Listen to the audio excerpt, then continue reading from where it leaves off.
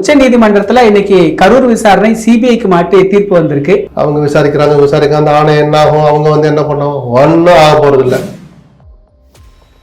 CBI விசாரணை வேணும்னு கேட்டவங்க பாதிக்கப்பட்டவர்கள் தரப்பிலிருந்து போய் ஆஜரானாங்க இல்லையா, பத்திரிகைகள் வந்த உடனே அப்படி ஒரு பெட்டிஷனை நாங்க போடல, இதை பத்தி எங்களுக்கு சொல்லவே இல்லை சொன்னால இறந்த உயிரை பறிகொடுத்த குடும்பத்துக்கு 2வது துக்கத்தை கொடுக்குற மாதிரி அர்த்தம். அது துரோகம், இது வஞ்சகம். அதிமுக இதுல சிபிஐக்கு மாற்றதுல துடிப்பதோட அந்த மர்மம் என்ன சார்? திமுகவுக்கு எதிரான எந்த அரசியலையும் அதிமுக செய்வாங்க. நீங்க தாராளமா ஏடிஎம் கார்டு கூட்டின்னு வைங்க, இப்படி வேஷம் போட்டுட்டு வைக்க கூடாது. இந்த கள்ள மௌனம் தான் விஜயனுடைய இன்னொரு முகத்தை தோல் உரிச்சு காட்டுதுங்கிற வெட்கக்கேடா இருக்கு விஜயனுடைய இந்த நடவடிக்கை. பாஜக, அதிமுக, தாவேகா கூட்டணி அமைந்தால் திமுக வாஸ் அவுட் ஆயிரும் ஒரு பேச்சு பொருள் இருக்கு. விஜய் என்கிற பிம்பம் நொறுங்குங்கிறது மிக நிச்சயமான உண்மை. இந்த சில்லறத்தனத்தை எல்லாம் விட்டுட்டு அரசியல் முதிர்ச்சியோட விஜய் வெளிப்படணும்.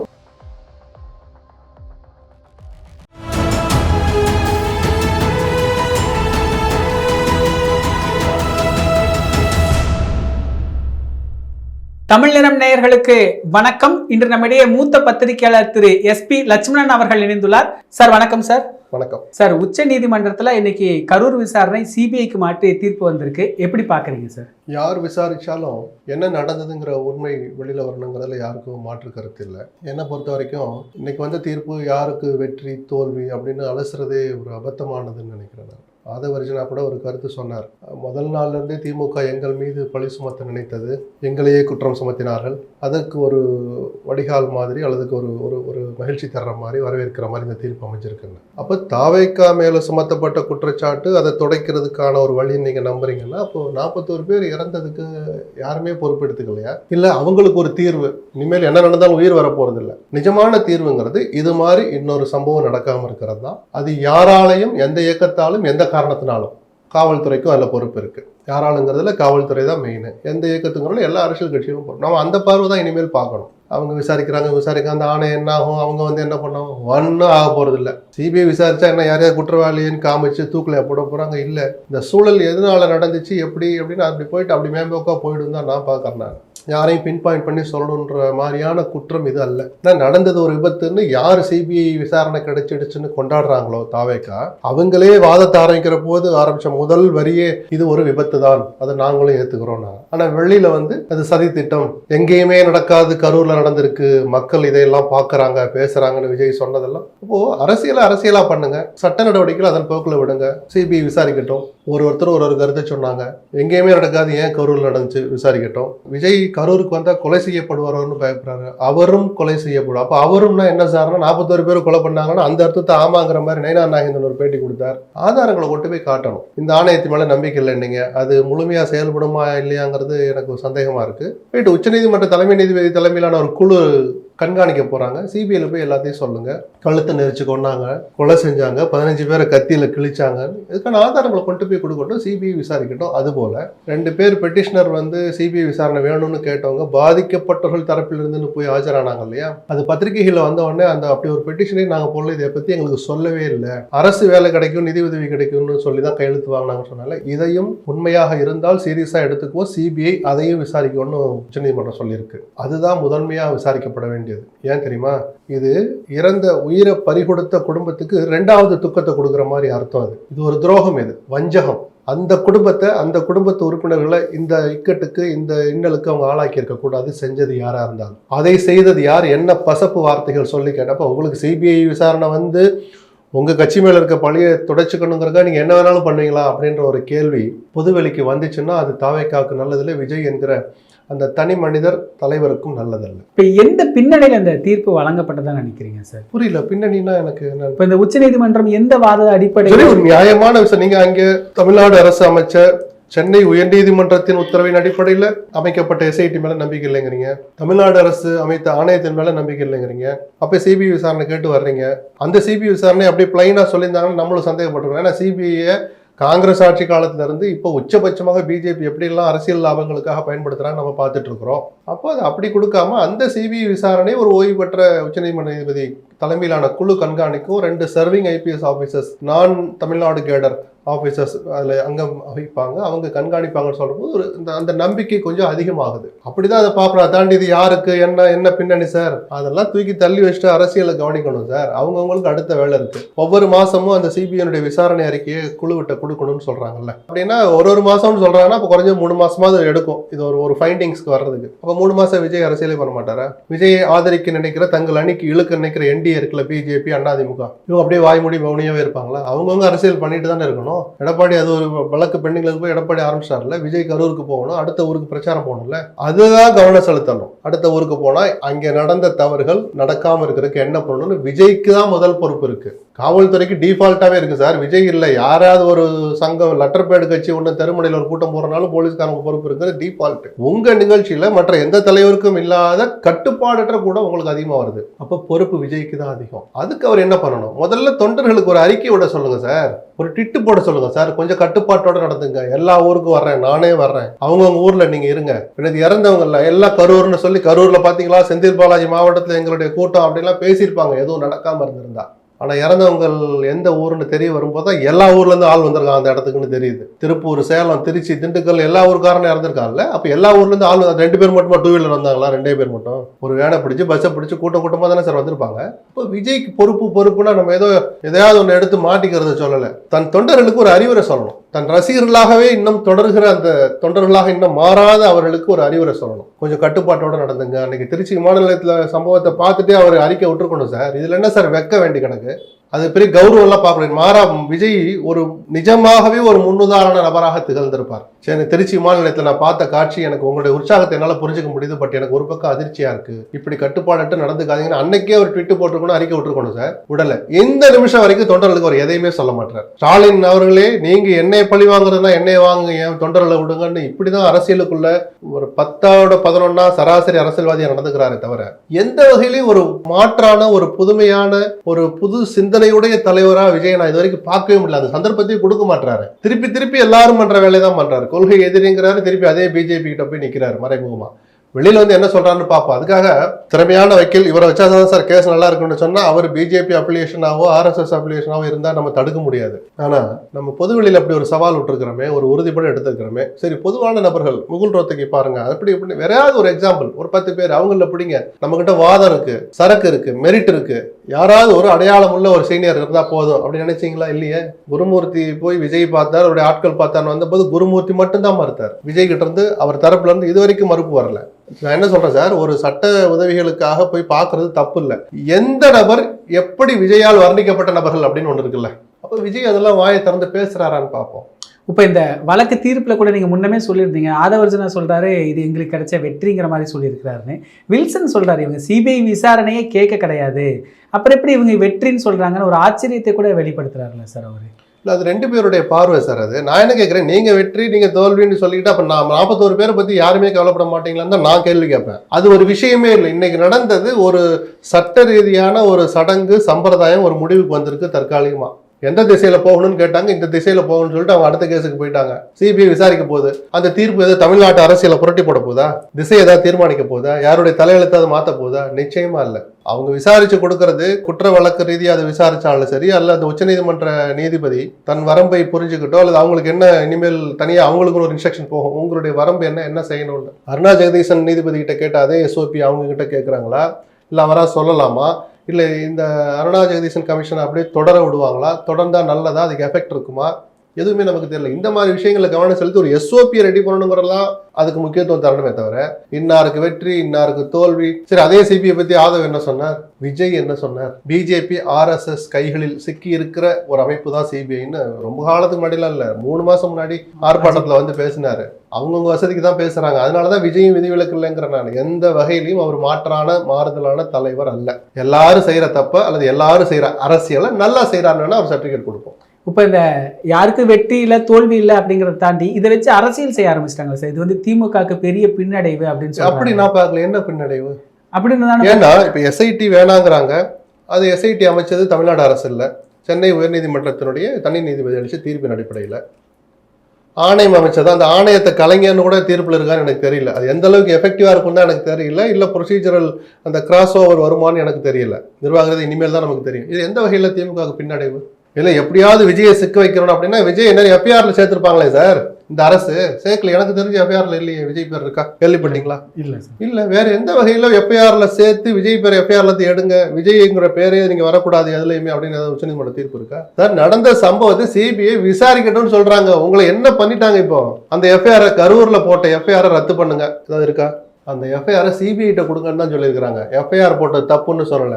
சரிதானா? அப்ப எஃப்ஐஆர் போட்டது தப்புன்னா தான் இந்த அரசினுடைய என்ன சொல்றது, அந்த கவர்மெண்ட் செட்டப்ல அடிமடியிலே கை வச்சது மாதிரி ஆயிருந்திருக்கும். அப்படி எதுவும் சொல்லலையே சார். இதுல எங்க சார் திமுக வந்து இதுல அரசியலே பேசக்கூடாதுன்னு தான் நான் திரும்ப திரும்ப சொல்றேன். அரசியலை பேசுறதுக்கு அதை தள்ளி வச்சுட்டு வெளியில வாங்க. இதுல இந்த சென்னை உயர்நீதிமன்ற நீதிபதி செந்தில்குமார் அவருடைய வழக்கு, அவருடைய விசாரணை, அவர் ஏதோ ஜூரி செக்ஷன் மாறி அதுல ப்ரொசீஜரல் எரர் நடந்திருக்குன்னு அவங்க பாக்குறாங்க. ரெஜிஸ்ட்ரார் கிட்ட விளக்கம் கேட்டிருக்காங்க. அவரு செந்தில்குமார் ரெஜிஸ்ட்ரார் மூலமா தன் தரப்பு விளக்கத்தை சொல்ல போறாங்க. கண்டனம் தெரிவிச்சிருக்கிறாங்க. இது தப்பு தான் சொல்லிக்கிறாங்க. சிஜே கிட்ட கேட்டிருக்கலாம். மதுரையில ஒரு விசாரணை நடந்துகிட்டு இருக்கு. அரசே ஒரு தனி நீதிபதி ஆணையம் அமைச்சிருக்கிறாங்க. நீங்க ஏன் விசாரிச்சீங்கன்னு கேட்கறாங்க. நான் ஏன் விசாரிச்சேன்னு அவர் ஒரு விளக்கத்தை சொல்ல போறேன். இது எல்லாமே சார் நான் திருப்பி சொல்றேன், இந்த 41 பேர் உயிருக்கு சம்பந்தம் இல்லாத விஷயங்கள் சார். விவகாரம் வேணா அதோட தொடர்புல இருக்கலாம். அதுல நடக்க போற அடுத்தடுத்த நகர்வுகள் எங்கேயாவது இதை தொடர்புபடுத்தி ஒரு ஆறுதல் சொல்ற மாதிரி இருக்குமா?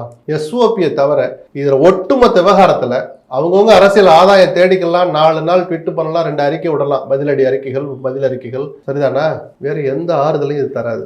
யாராவது ஒருத்தர் உட்காந்து இனிமேல் இது மாதிரி சம்பவம் நடக்காம இருக்கிறதுக்கு ஒரு ஸ்ட்ராங் ரெக்கமெண்டேஷன், அதை கரெக்டா அமல்படுத்துற வில் பவர் உள்ள கவர்மெண்ட் அல்லது அதை கவர்மெண்ட்டை செய்ய வைக்கிற ஒரு சரியான நீதிமன்ற தீர்ப்பு, அதுதான் சார் நிஜமான வெற்றி இந்த மாதிரி அப்பாவி ஜனங்களுக்கு. இது வெற்றியும் இல்லை தோல்வியும் இல்லை. அந்த வகைராக்குள்ள இதை எடுத்துட்டு போகக்கூடாது. இது ஒரு சட்டத்தின் ஆட்சி நடக்கிற இந்த நாட்டில் ஒரு சட்ட நடவடிக்கையினுடைய ஒரு நிகழ்வு, அவ்வளவுதான். இப்போ இந்த மோசடி செஞ்சு கையெழுத்து வாங்கினாங்கன்னு சொல்லிடுறாங்களே சார் அதிமுக வழக்கறிஞர்களா, இப்போ அது மறுபடியும் விசாரணைக்கு உள்ளாக்கப்பட்டா இந்த தீர்ப்பு ரத்து செய்யப்படும் சொல்றாங்க. அப்படின்னு வில்சன் அவருடைய பார்வையை சொல்றார். நமக்கு அவ்வளவு சட்ட அறிவு கிடையாது, என்ன நடக்குன்னு பார்ப்போம். நான் திருப்பி சொல்றேன், அதுக்கு தீர்ப்பு எப்படி வேணாலும் வரட்டும் சார்.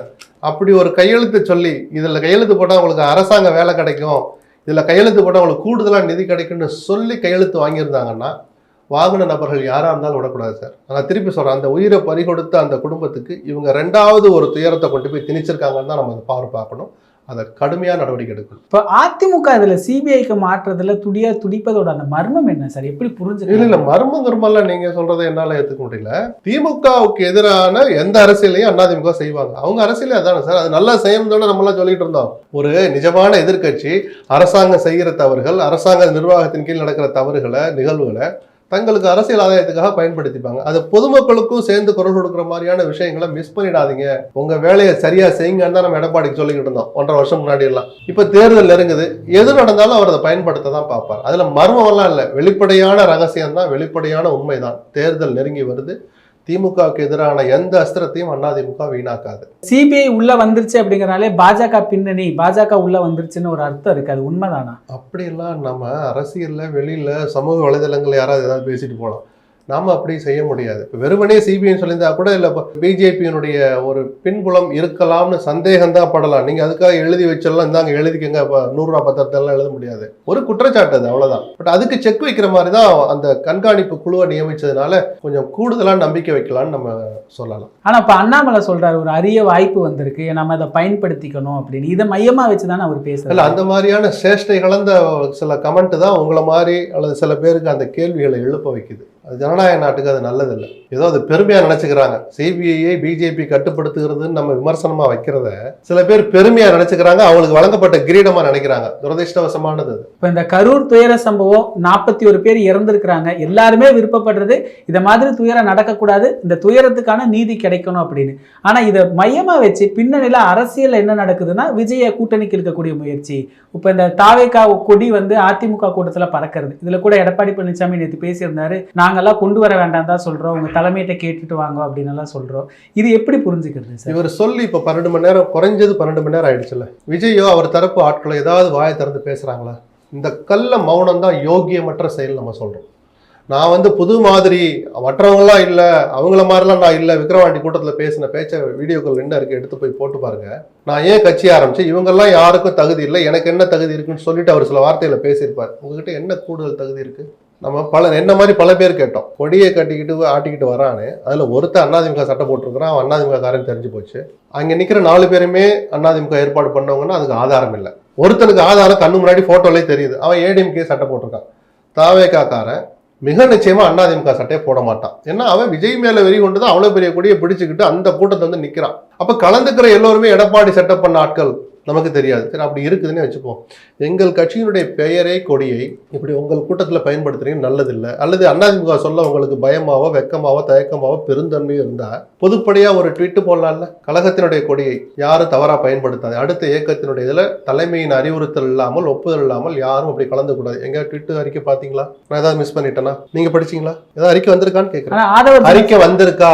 அறிக்கை எதுவும் வரல சார். ஆனா ஆதவ காரணம் சொல்றாரு, நாங்க அமைதியா இருக்கிறோம், எங்களை சுத்தி என்ன அரசியல் வேணாலும் நடக்கட்டும், நாங்க அது வரைக்கும் அமைதியா தான். சரி, அவர் சொன்ன 16 நாள் முடிஞ்சு போச்சு. இன்னைக்கு ஏர்போர்ட்ல வந்து இறங்குனாரு, இன்னைக்கு பேச சொல்லுங்க. தீர்ப்பு வந்த பிறகு அவ்வளவு உற்சாகமா பேசினார்ல தலைவரே, நான் தீர்ப்பை பத்தி பேச போறேன், பட் இது அதை விட அதுக்கு ஈக்குவலா இன்னொரு பிரச்சனை ஓடிக்கிட்டு இருக்கு, இதை பத்தி நம்ம கட்சி சார்பா அதனாலதான் ட்விட் போடுங்கன்னு சொன்னேன். ஹெட் குவார்டர்ஸ் பேர்ல ஒரு ட்விட்டர் ஐடி வச்சிருக்கீங்கல்ல, பேஸ்புக்ல போடுங்க, ஒரு அறிக்கை வெளியிடுங்க.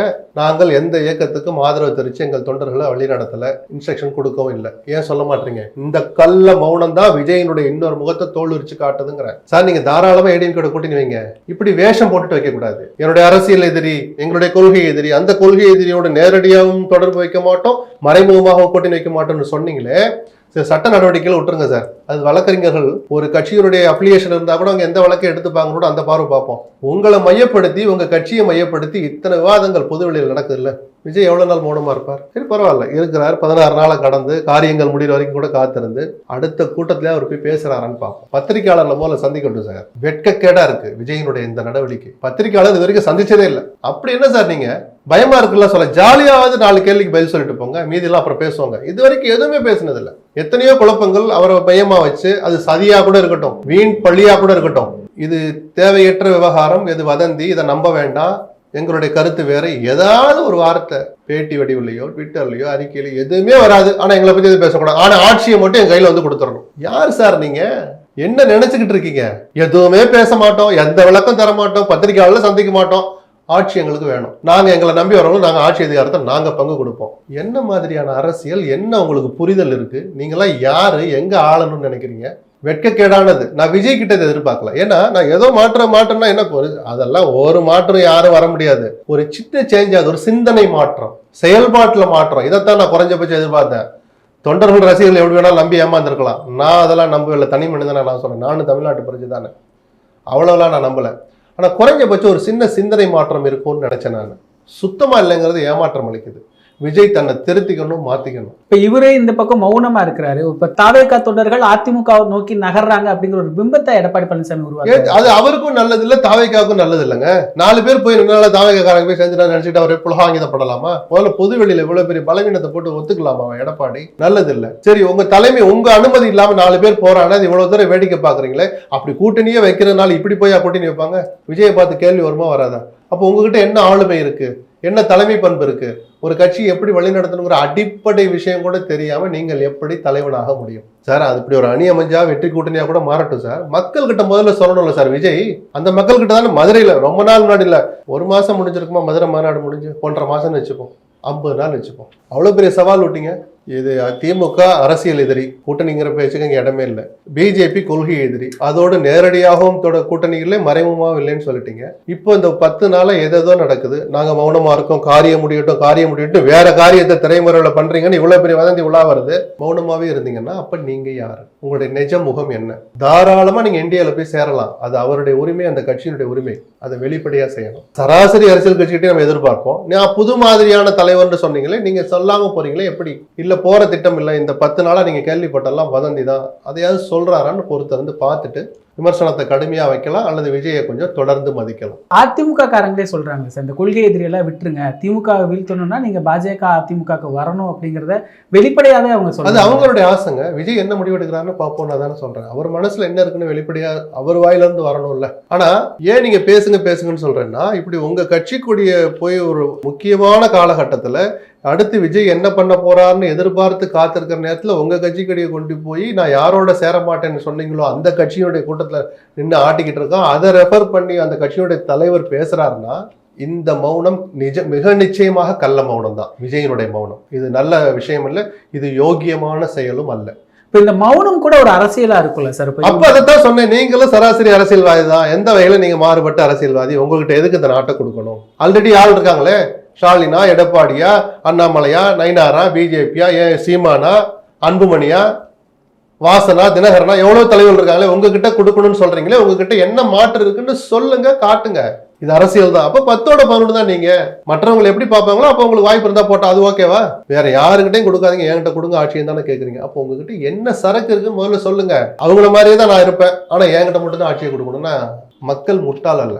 ஆதவர்ஜுனா ஆரம்பத்துல இருந்து அவர் பேட்டிகள்ல சொல்றது நீதி வெல்லும், இன்னைக்கும் அதையே சொல்றாரு. எந்த நீதி எதிர்பார்க்கிறாரு சார்? அநீதி வெல்லும்னு வேற யாருமே சொல்லலையே. மற்ற எல்லாரும் அநீதி வெல்லும்னு சொல்லியிருந்தா இவர் நீதி வெல்லும்னு சொல்றது பரவாயில்ல. பாத்தீங்களா சார், ஆதவ் தனியா சொல்றான்னு சொல்லலாம். எல்லாருமே இந்த உண்மை வெளிப்படட்டும் தானங்க சொல்றாங்க. நீங்க முதல்ல சொன்னீங்களா செந்தில் பாலாஜி சதி பண்ணிருப்பாருன்னு மறைமுகமா சொல்றீங்க.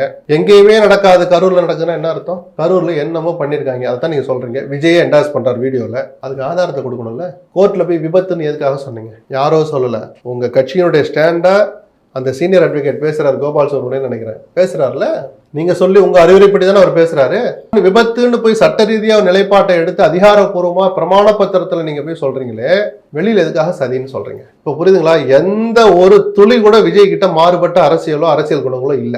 சராசரி அரசியல்வாதிகள் பண்ற அரசியலை அவரும் பண்றாருன்னா அப்ப விஜய்க்கு மற்றவங்களுக்கு என்ன மரியாதையோ அந்த மரியாதை தான் கிடைக்கும், அந்த மரியாதை தான் கிடைக்கணும்னு நான் எதிர்பார்ப்பேன். பாஜக, அதிமுக, தாவேகா கூட்டணி அமைந்தால் திமுக வாஸ் அவுட் ஆயிரும், இது 200 தொகுதிகள்ல ஜெயிச்சிரும்ட்டு ஒரு பேச்சு பொருள் இருக்கே. 1000 பேர் 1000 பேசுவாங்க சார். வெற்றி கூட்டணியா அமையோ இல்லை வெற்றியை நோக்கி பயணிப்பாங்க, இதெல்லாம் யூகம் பண்ணலாம், ரைட்டு. வாஷ் அவுட் அப்படிங்கிற வார்த்தையெல்லாம் பெரிய வார்த்தையா இருக்கும். மிக நிச்சயமாக திமுகவுக்கு சவாலான கூட்டணியா இருக்குங்கிறது ஒரு பார்வை. ஒரு நெருக்கடி. விஜய் என்கிற பிம்பம் நொறுங்குங்கிறது மிக நிச்சயமான உண்மை. அப்போ வாராசா நீங்க தானே அவரு? உள்ள விக்ரவாண்டியில யாரோ ஒருத்தர் பேசினாரே மேடையில, அந்த விஜய் எங்க? மதுரையில ஒரு விஜய் சவால் விட்டாரு, அந்த விஜய் எங்கன்னு மக்கள் 1 to 1 கேட்கறதுக்கு போறம் இல்லை. ஆனா அந்த விஜய இந்த வாக்குச்சாவடியில அவங்க அழுத்த போற பட்டன் மூலமா கேட்பாங்க. மிக நிச்சயமாக 100 பேர் விஜய் ஆதரிக்கணும்னு நினைக்கிறவங்கல்ல ஒரு 30 பேராவது 40 பேராவது அந்த கேள்வியை கேட்பாங்க. உங்ககிட்ட ஏதோ மாற்றுன்னு சொன்னீங்களே, உங்களை நம்பி நாங்கள் உங்களை ஆதரிக்கலாம்னு சொன்னோமே, இப்போ நீங்க யாரோடு சேர மாட்டேன்னு சொல்லி சவால் விட்டீங்களோ, உறுதிப்பட சொன்னீங்களோ, ரொம்ப உறுதியா சொன்னார் அவர். நீங்க போய் சேர்ந்துட்டீங்கன்னா அப்புறம் நான் எதுக்கு உங்களை ஆதரிக்கணும்? நான் யாரை ஆதரிக்கணும்? நேராகவே ஆதரிச்சுட்டு போறேன். விஜய் கிட்ட போய் எடப்பாடி ஆதரிக்கணுமா? விஜய் கிட்ட போய் பிஜேபி ஆதரிக்கணுமா? நேராகவே அவங்க ஆதரிச்சுட்டு போறாங்க. அந்த மனப்பான்மை அந்த ஒரு குறிப்பிட்ட சதவீதத்துக்கு வருமா வராங்க? ஸோ அவர் என்ன நிலைப்பாடு வேணாலும் எடுக்கட்டும். அவர் எதிர்பார்க்கிற பலன் விஜய்க்கு கிடைக்காதுங்கிறது என்னுடையது. அதிமுகவுக்கு தான் அது பலமா இருக்குமே தவிர விஜய்க்கு அது ஒரு பலமாக இருக்காது. அவருடைய அரசியல் பிம்பத்துக்கு மிகப்பெரிய பலவீனம் ஏற்படும், ஒரு பின்னடைவு ஏற்படும். ஓபிஎஸ், தினகரன் இவங்களா இப்ப விஜய் ஒருவேளை கூட்டணிக்கு போயிட்டா என்ன நிலைப்பாடு இருக்கும் சார்? இவங்க அதெல்லாம் நடந்த பிறகு பேசலாம். யாரும் தெருவில் நிக்க போறது இல்லை. அவங்கவுங்க ஒரு நிலைப்பாட்டை எடுத்து அரசியல் பண்ணதான் போறாங்க. இப்பவே இப்சன் பட்சன் கேட்டுட்டு போனா 1000 கேள்வி இருக்கு, தெளிவான பதில் ஒண்ணு கூட கிடைக்காது. டயத்தை வேஸ்ட் பண்ண வேண்டாம். இப்ப அடுத்த கட்டம் என்னவா இருக்கும் சார்? எதுல இந்த தீர்ப்பு? இது இல்ல, இந்த தீர்ப்பு முடிஞ்சு போச்சு சார். அது ஒரு டைரக்ஷன் கொடுத்துருக்காங்க. சிபிஐ விசாரிங்க, ஒரு குழு கண்காணிக்கட்டும், முடிஞ்சு போச்சு. அடுத்து அரசியல பண்ணட்டும். ஒருத்தர் என்ன பண்றாங்கன்னு பார்த்து விமர்சிப்போம். முதல்ல விஜய் வாய் திறந்து பேசட்டும். அடுத்த ஊருக்கு போறதுக்கு முன்னாடி கரூர்ல என்ன நம்ம தப்பு பண்ணோம், என்ன செய்ய தவறணும், அதையெல்லாம் முதல்ல ஆய்வு பண்ணி அடுத்த ஊருக்கு போகட்டும்.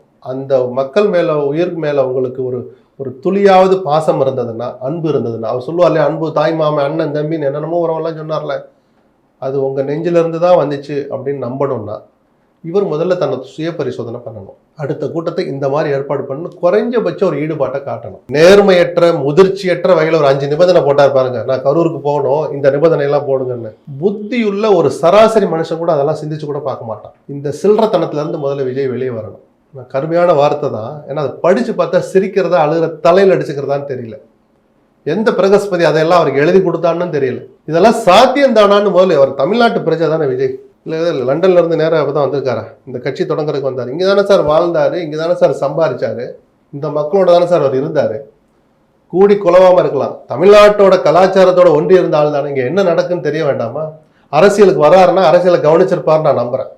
ஒரு 20 வருஷமாவது 25 வருஷமாவது அரசியல் என்ன நடக்குன்னு தெரியாம ஒருத்தருக்கு இவ்வளவு தூரம் வரணும்னு சாத்தியமே இல்லை. குறைஞ்சபட்சம் பார்த்துருப்பார்ல, ட்ரம்ப் இந்தியா வந்திருக்கிறாரு, அவரோட கிளின்டன் வந்தாரு, ஒபாமாவோட வந்தார். வரும்போதெல்லாம் எப்படி செக்யூரிட்டி கொடுத்தாங்க? மோடி இங்கே தமிழ்நாட்டுக்கு எத்தனையோட வந்துட்டாரு. இந்த நாட்டினுடைய உச்சபட்ச பாதுகாப்பு அவருக்கு தான், ஜனாதிபதியோட புரோட்டோக்காலில் தான் ஜனாதிபதி நம்பர் 1. செக்யூரிட்டியில் அவரோட அதிகமாக தான் மோடி கொடுக்குறாங்க. அவருக்கு கூட போடாத நிபந்தனையெல்லாம் எனக்கு போட்டு என்னை கொண்டுட்டு போங்க பாதுகாப்பாங்கிறீங்களே, என்ன சார் நீங்க யாரு சார்? அதுதான் திருப்பி அந்த வார்த்தை, இந்த சில்லறத்தனத்தை எல்லாம் விட்டுட்டு அரசியல் முதிர்ச்சியோட விஜய் வெளிப்படணும். அவர் சொன்ன வார்த்தையில சொல்ற வீரியமா வெளியில வாங்க, உங்களை திருத்திக்கிட்டு வாங்க, உங்களை மாத்திக்கிட்டு வாங்க. நிகழ்கால அரசியல் குறித்து பல தகவல்களை பகிர்ந்து கொண்டதுக்கு நன்றிங்க சார். நன்றி. இதே போன்று நிகழ்கால அரசியலின் சாரம்சங்களை அரசியல் ஆளுமைகளின் நேர்காணல் வழியே தொடர்ந்து காண தமிழ் நிறம் வலையொலியை சப்ஸ்கிரைப் செய்யுங்கள்.